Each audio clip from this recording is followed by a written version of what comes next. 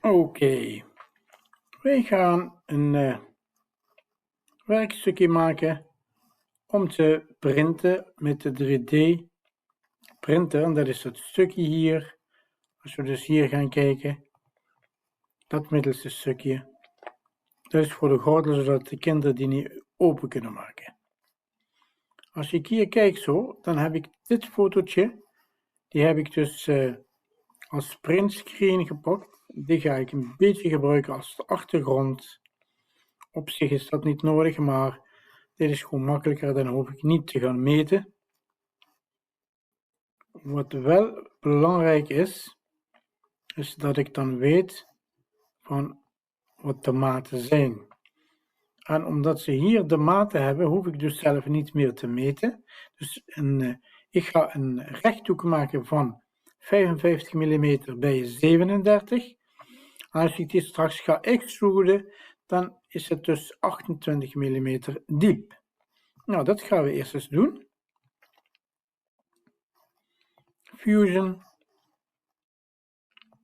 En dan ga ik hieronder, pak ik deze. Ik ga die foto insert, ik ga de image, die ga ik even binnenhalen van mijn computer.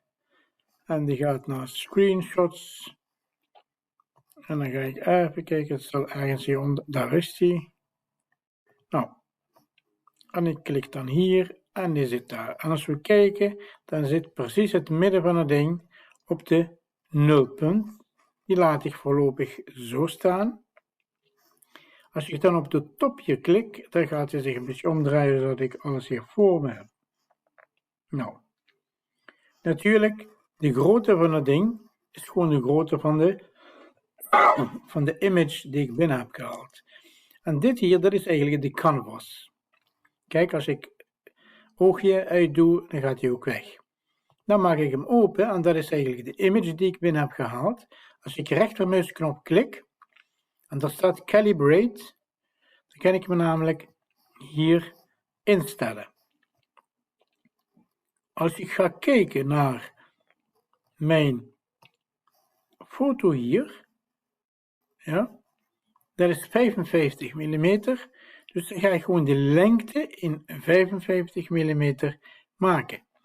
Dus ik ga echt zo dicht mogelijk bij staan om dat echt precies goed te doen. En dan ga ik dan hier ergens op die rode lijn in het midden, ga ik precies op de rand klikken. En dan ga ik naar de andere kant en dan ga ik dan weer precies op de rand, op die rode lijn klikken. Dan geeft hij mij hier de maat. Nou, de foto die was 15 mm, maar mijn werkstuk is 55 mm. Ik klik erop. Hij maakt de foto natuurlijk groter en ik haal die weer terug in beeld. Zo. Nu hebben we dus de foto is echt de juiste maat die ik moet hebben. Dus alles wat ik hier overbreng is ook echt de werkelijke maat van het ding. Goed, nu ik maak de schets open en ik ga de schets weer eens openmaken. Oh nee. Dan ga ik nu een nieuwe schets maken. Dus ik ga hier nog een keertje. En dan ga ik hier een nieuwe schets maken. Ik ga eventjes dit hier pakken. En ik maak me hier een vierkant. Zo. En ik zorg dat die lijntjes, zolang dat ik die lijnen, even escape, zolang dat die lijnen niet aangekomen ben, kan ik met de lijnen precies mooi werken. Dan zet ik die precies op de rand. Deze hier staat ook mooi op de rand. Zo. Deze staat ook een beetje mooi op de rand. Dat is goed. En dan deze hier. Dat doe je ook een beetje mooi op de rand. Zo. Slot. Even kijken. Oval slot. Center. Ja. Nog een keer. We gaan hier klikken. We gaan daar klikken. We gaan een klein beetje. We moeten wel ongeveer.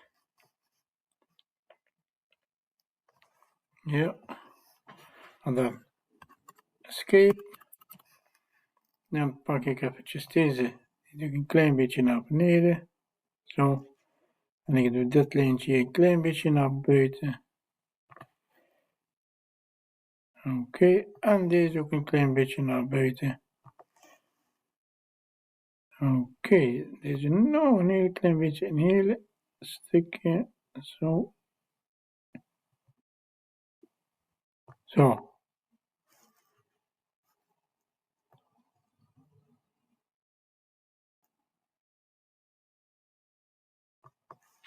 Oké, nou, dan hebben we dus die. En wat ik ga doen is, ik moet dan natuurlijk maten geven, want als hij geen maten heeft, dan gaat hij zich straks weer veranderen. Hij is 4,88. Ik maak die 4,9. 4,9. Zo, even kijken. Is echt hier op de rand. Daar is hij ook een klein beetje op de rand. Hij mag 5 zijn. We maken die 5. Zo, kijk. Dan is hij echt daarboven gelijk en hier ook. Dus 5 is perfect. Dan pak ik deze lijn hier. Die laat ik natuurlijk even een beetje zo naar beneden. Die laat ik zo staan zoals die is. Oké. Dat is 29,6. En ik zie dat die hier goed staat. En hij staat daar een klein beetje erin. Dus ik denk dat als ik die 29,5 maak, 29,5,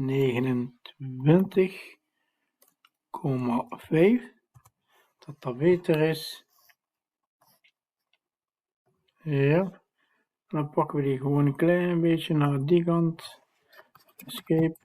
Klein beetje naar die kant zo. Nou, dat ding is gewoon perfect. Dan gaan we deze doen. Zij hebben hier dat zo gemaakt, zodat je daar een soort sleuteltje in doet. Ik ga dit toch anders doen dan zo, wat zij gedaan hebben. Ik ga daar gewoon een, even in het midden, oké. Ik ga daar gewoon een gaatje van maken. Zo. En het gaatje moet zijn,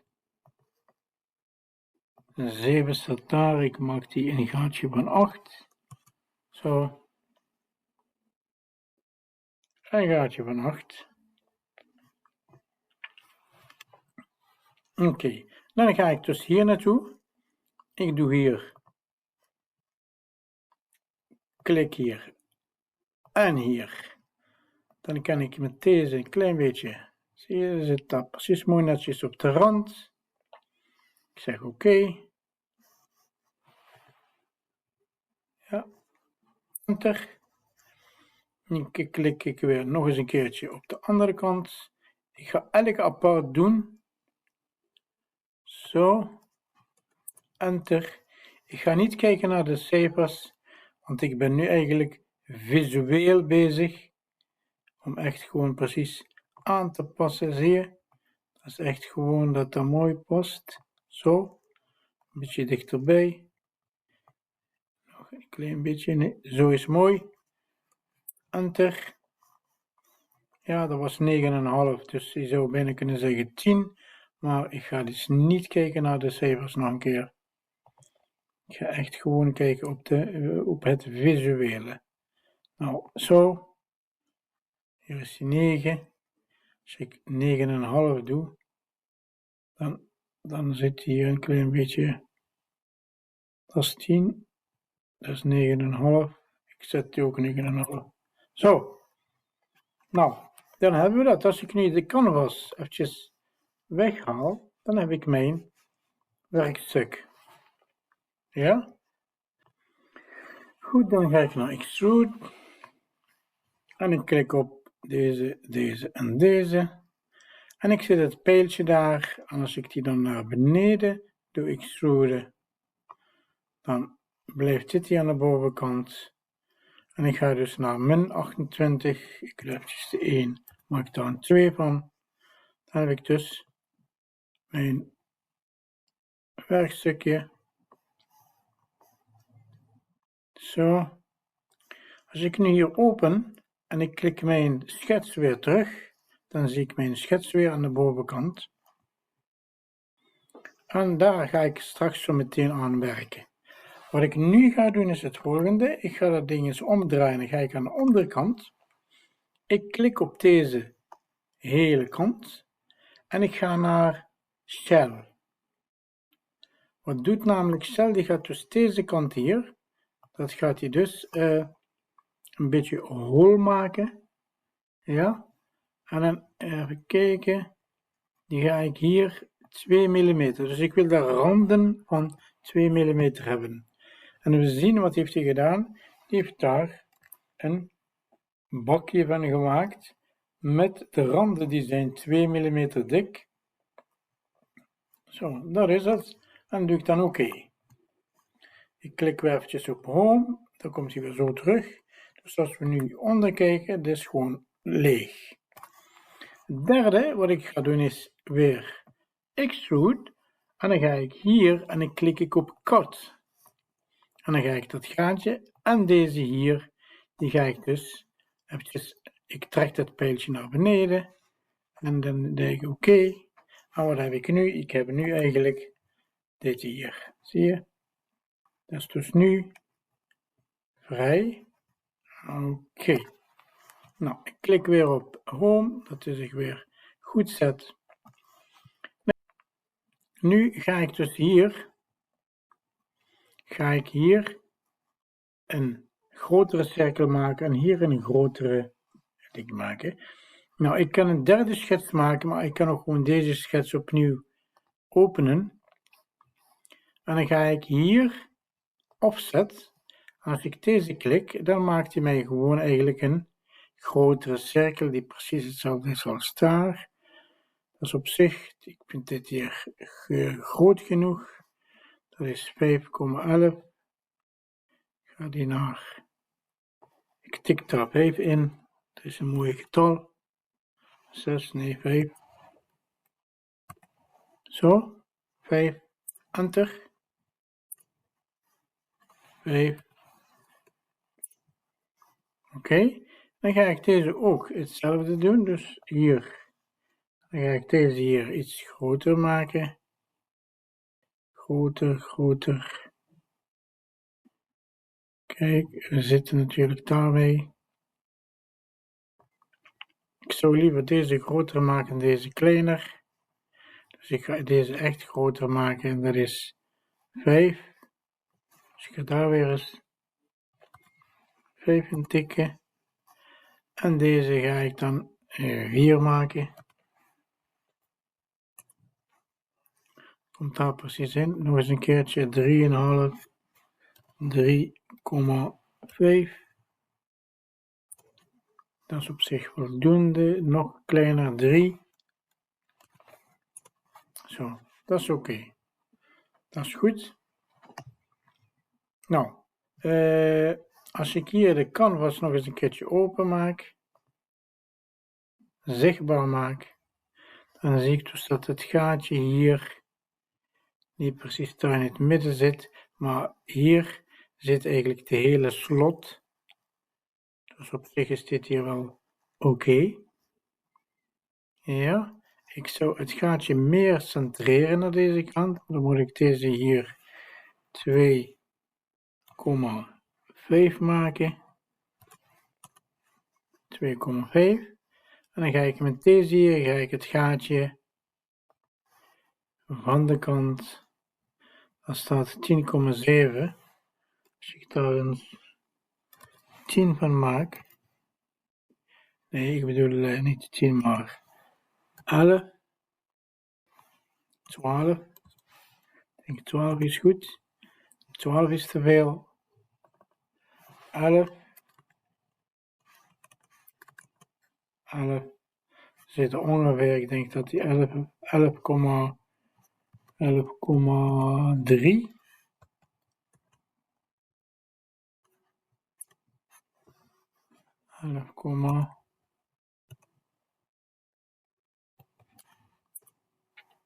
11,3. Als ik kijk hier, dus deze afstand en die afstand is ongeveer hetzelfde. En dan zou ik eigenlijk ook nog eens hier zo'n beetje in het midden zetten. Klik ik hier en dan klik ik daar. Dan kan ik zeggen van nou deze afstand 8,5.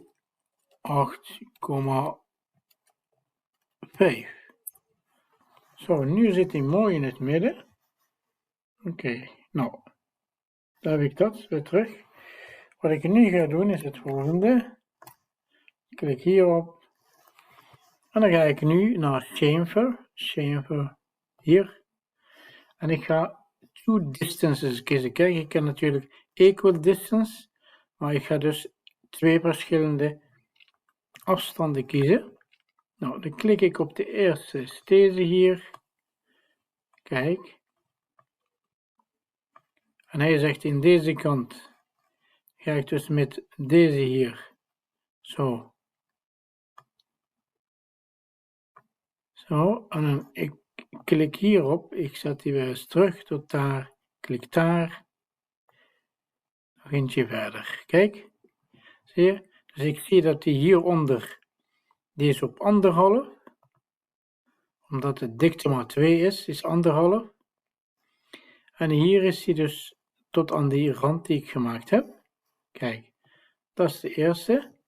En dan ga ik hier naartoe, doe ik weer hetzelfde. Hier, chamfer, 2 afstanden. Ik klik eerst eens op de bovenste rand hier. En hij geeft mij deze hier, die draag ik tot daar. Ik ga naar beneden. En je moet... Allee.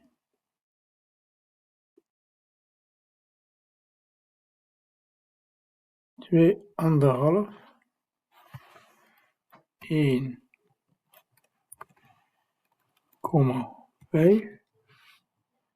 1,5.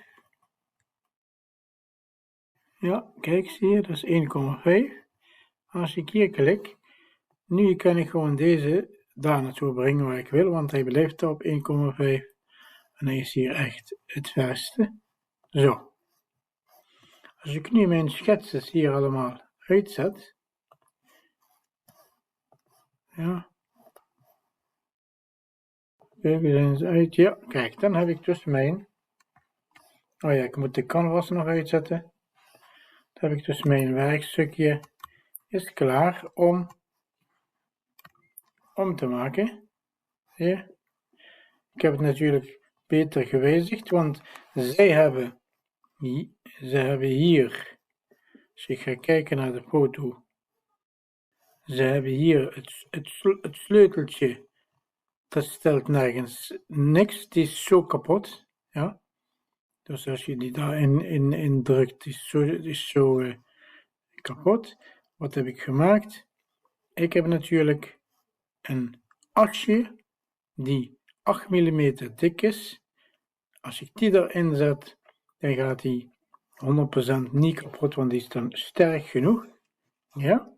Wat ik wel nog ga doen is, als ik daar een asje van 8 mm in zet, en dit is 8, dan gaat het net niet passen. Dus wat ga ik hier doen? Ik ga hier, ik ga hier, klik, edit schets.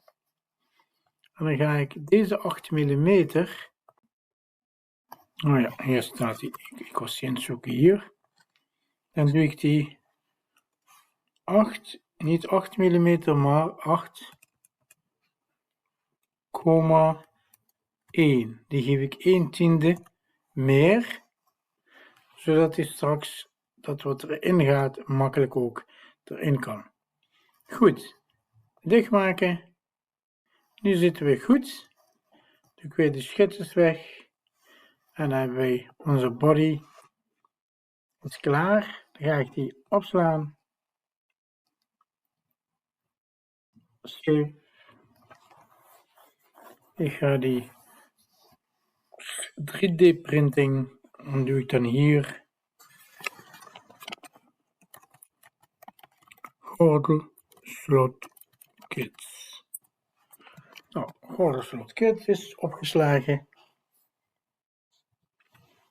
Nu ga ik naar